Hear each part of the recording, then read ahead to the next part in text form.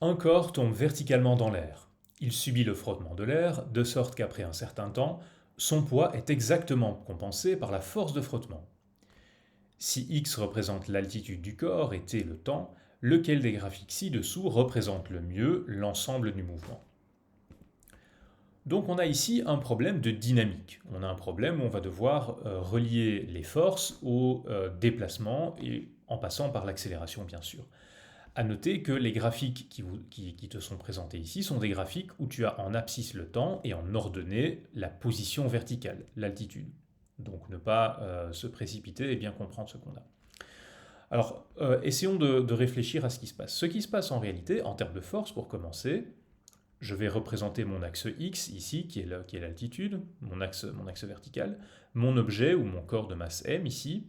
Mon objet subit deux forces. Il subit une force poids, G, et puis il subit aussi une force de frottement. Et cette force de frottement va devenir de plus en plus grande, mais dans un premier temps, la force de frottement est plus petite que la force G, ce qui fait que, au total, mon vecteur force totale, ma somme des forces ici, ma somme des forces est en fait verticale et orientée vers le bas. Donc dans ce premier mouvement, j'ai une accélération qui est différente de 0, qui est non nulle. J'ai une accélération en réalité vers le bas, donc qui va augmenter la vitesse vers le bas. Dans un deuxième temps, lorsque la vitesse est suffisamment grande, notre objet va subir les deux forces de manière telle que la force de frottement est exactement égale à la force poids. Donc la force poids est toujours la force G vers le bas. La force de frottement en jaune, ici, est exactement égale à la force poids.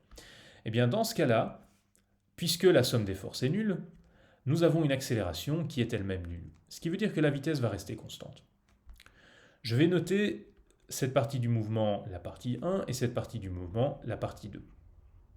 Et voyons maintenant ce que ça implique.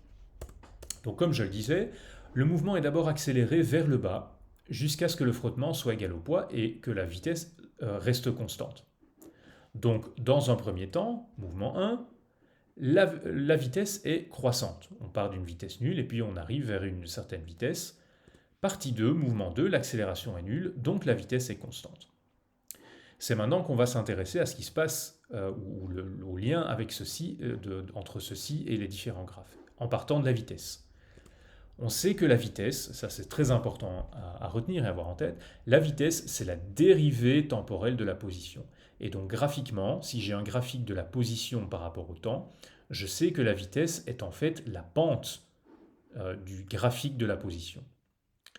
Et si je regarde bien les différents graphes, la seule graphique qui est tel que la pente va d'abord se mettre à augmenter en valeur absolue et puis sera égale, le seul graphique qui correspond à cette description, c'est le graphique B, puisqu'on voit que entre l'instant initial et puis à peu près l'instant qui se trouve ici, on est dans un mouvement qui est de type 1, c'est-à-dire une vitesse, alors ici elle est négative, mais peu importe, elle augmente en valeur absolue, et puis le mouvement 2, où l'accélération est constante et donc la pente est, l'accélération est nulle, donc la vitesse est constante et la pente ici est constante au cours du temps. Le seul graphique qui correspond à la description est donc bien le graphique B. Voilà, à bientôt sur le bon prof.